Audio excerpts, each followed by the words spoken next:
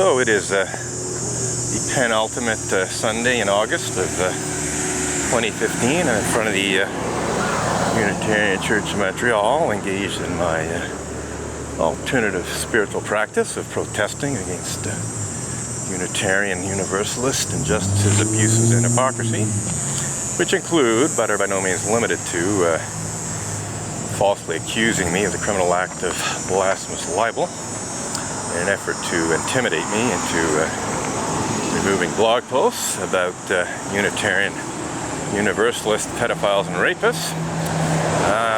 But that's the tip of the iceberg, really. Pretty big tip, but and a fairly recent one, but there's a lot more Unitarian Universalist injustices, abuses, and hypocrisy to protest against. But since the Unitarian Universalist Association thought it'd be such a good idea to hire Stikeman Elliott Barristers and Solicitors litigation lawyer, Maitre Marc-Andre Coulombe, to falsely accuse me of the criminal act of blasphemous libel in Bill Cosby-style legal bullying that's obviously intended to conceal such despicable crimes as pedophilia and rape committed by Unitarian Universalists, while that's sort of the main issue that I'm protesting these days, because it's really beyond the pale. I mean, there's other stuff that's beyond the pale too. Obviously the actual acts of pedophilia and rape committed by certain Unitarian Universalist ministers, to say nothing of certain Unitarian Universalist Sunday school teachers, to say nothing of certain ordinary Unitarian Universalist lay leaders who aren't necessarily Sunday school teachers or ministers. The actual crimes are obviously, well, despicable, as Major Marc-Andre Coulombe correctly states in his cease and desist demand letter. There are other forms of clergy misconduct and clergy sexual misconduct, because clergy sexual misconduct is a subset of, clergy misconduct more generally, because there are non-sexual forms of clergy misconduct that can be quite harmful. In fact, I've often argued that the more serious cases of non-sexual clergy misconduct are actually often worse than the less serious cases of clergy sexual misconduct. Wow. There's a... What the heck is that? Good question. Might ask your mother what that is in more detail later. So this young girl points at the chalk slogans and says, "What the heck is that?" And it's a good question, considering it does in fact involve, unfortunately, the fact that some Unitarian Universalist ministers, some Unitarian Universalist Sunday school teachers, and some Unitarian Universalist lay leaders are guilty of, acts of pedophilia and even rape of girls, anywhere between, a low end. Well, actually, I don't know exactly what the low end is, but certainly somewhere between 9 and 12 years old in the cases that I'm aware of. Some estimates as young as 6. Here we're talking in terms of molestation, but even rape as well. And we're talking about, the statistics. The numbers I'm giving here are reliable in terms of publicly available information, in terms of news reports about Unitarian Universalists who've actually been convicted of such despicable crimes as pedophilia and rape. So, I think Montreal Unitarians and Unitarian Universalists in general should be more concerned about pedophilia being committed, within their religious community, especially when it's committed by clergy and Sunday school teachers. When it's an ordinary Unitarian Universalist lay person, particularly if it doesn't affect actual church members, well then it's just it's just another sex criminal kind of thing who just happens to be a Unitarian Universalist.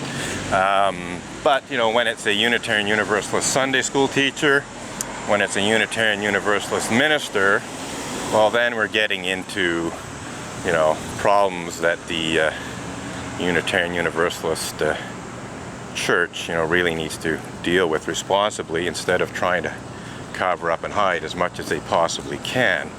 And unfortunately, that is the modus operandi, even right up to now, of the Unitarian Universalist Association. They can't totally deny clergy sexual misconduct. There's too many cases, there's too many people talking about it, so they can't say it doesn't exist.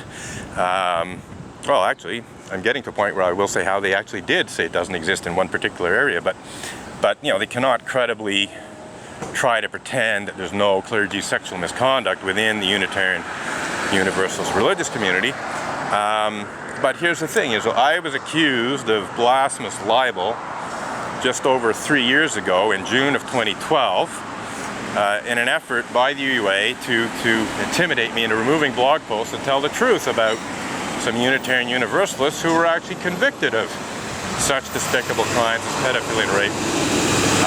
And I made it very clear to the UUA that no, you're wrong. The cases that I blogged about are people that were actually convicted. It's not blasphemous libel. It's not even close.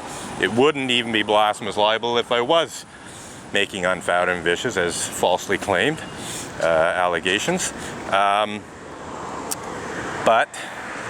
I spoke in person to UUA moderator Jim Key in early September of 2013 in my efforts to persuade the Unitarian Universalist Association that their best course of action is to formally withdraw their blasphemous libel accusation against me and publicly apologize to me for bringing it against me, and tell the truth about exactly how many Unitarian Universalist ministers and how many Unitarian Universalist Sunday school teachers have actually been convicted of such despicable crimes as pedophilia and rape, because there's a certain number.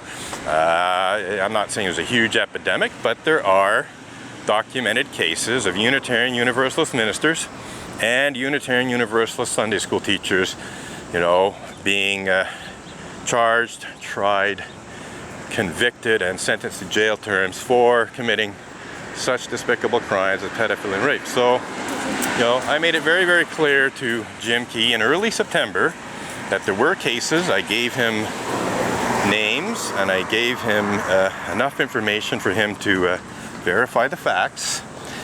He never spoke to me again, in spite of initially agreeing to initiate. This was supposed to be the first in a series of conversations, towards the end of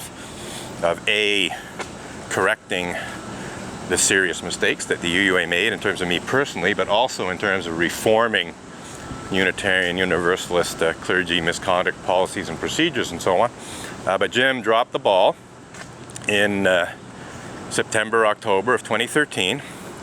And then, during the 2014 UUAGA, that is the annual General Assembly of Unitarian Universalists, held in Providence, Rhode Island, last year, so just over a year ago, in June, UUA moderator Jim Key stood up in front of thousands of Unitarian Universalist delegates in Providence, Rhode Island, and in the middle of what was his first moderator's report to a Unitarian Universalist General Assembly, Jim Key delivered, what was supposed to be a second formal UUA apology to victims of clergy sexual misconduct, because the first formal apology, which was made in the year 2000 by UUA Executive Vice President Kathleen K. Montgomery, had basically turned out not to be worth the breath it was spoken with.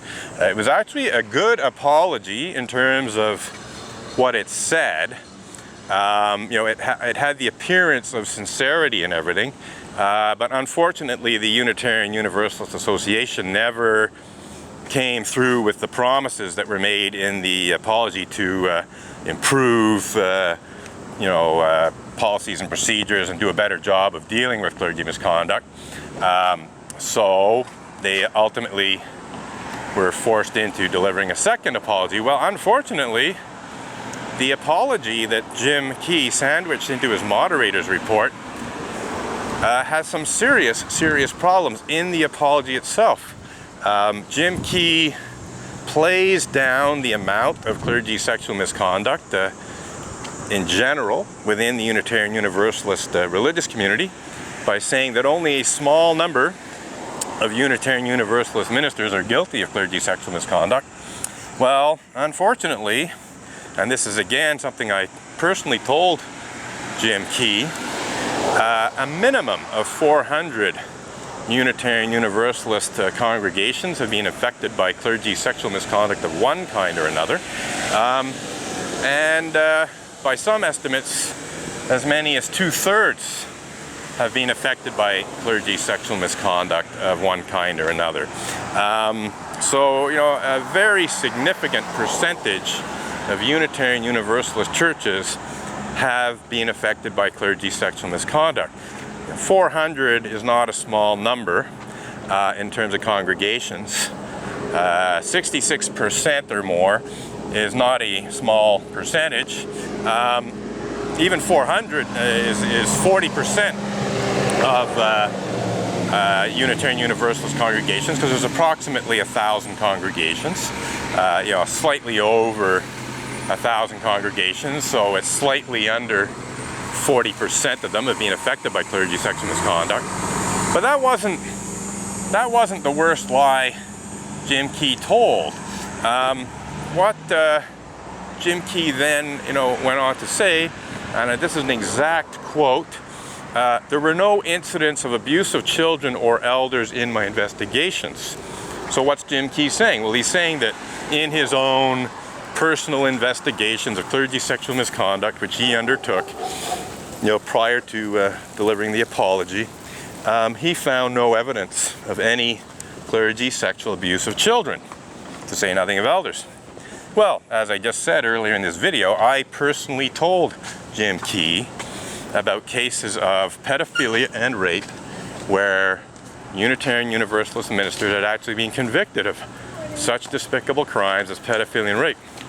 So how can Jim Key then, you know, so many months later, 8 or 9 months later, stand up in front of thousands of Unitarian Universalists and pretend that there were no cases of clergy sexual misconduct involving children that he was aware of? I think we can safely say that Jim Key is a bald-faced liar. There's really no excuse. You know, he knew, based on what I personally told him, that there had in fact been cases of not just sexual abuse in terms of, you know, molestation, but actual rape in some cases. And yet he stands up in front of thousands of Unitarian Universalists, and in the middle of what's supposed to be an apology to all victims of clergy sexual misconduct, he tries to pretend that no children or elders have ever been sexually molested, to say nothing of raped, by Unitarian Universalist ministers. Well, I personally told him about Reverend Mac W. Mitchell, who was convicted of the forcible rape of teenage Tibetan refugees who he had lured away from their families in India with promises of a better life in America, and then proceeded to repeatedly rape over a period measured in years. And the rapes began when the girls were about 16. That's the youngest age I have. It's possible that they began even earlier, but in terms of reliable, publicly available information, Reverend Mac W. Mitchell raped teenage Tibetan refugees who were as young as 16 years old when the rapes began. And as I said, in at least one case, they were spread over years, kept going until the girl in question finally got fed up and reported the rapes.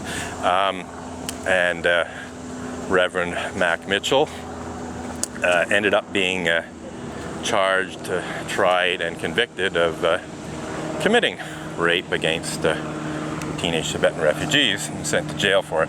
So I told Jim Key about this. So that's some children right there that were raped by a Unitarian Universalist minister. So I don't know where Jim Key gets the idea that he can stand up in front of Unitarian Universalists and claim not to have any knowledge of abuse of children by Unitarian Universalist ministers. But in addition to that, other Unitarian Universalist ministers have been convicted of pedophilia, convicted of sexual abuse of children, which may not amount to full-out rape, but nonetheless, molestation and so on. And they've been sent to jail too, and I made this very clear to Jim Key that, there were some cases of Unitarian Universalist ministers, pedophiles, being convicted of, sexual abuse of children and jailed for their crimes.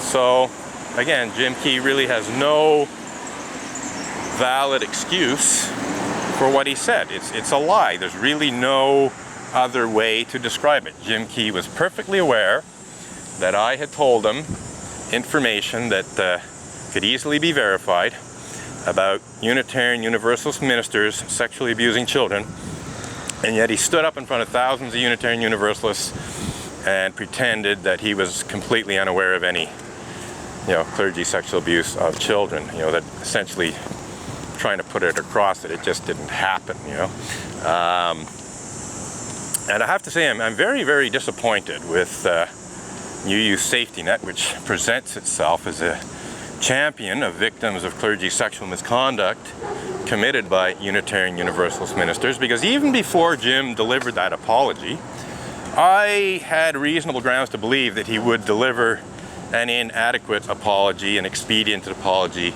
an apology that, essentially just sought to, let's put this behind us and move forward, and not really providing any real justice or anything, trying to minimize the situation. But even I did not suspect he'd outright lie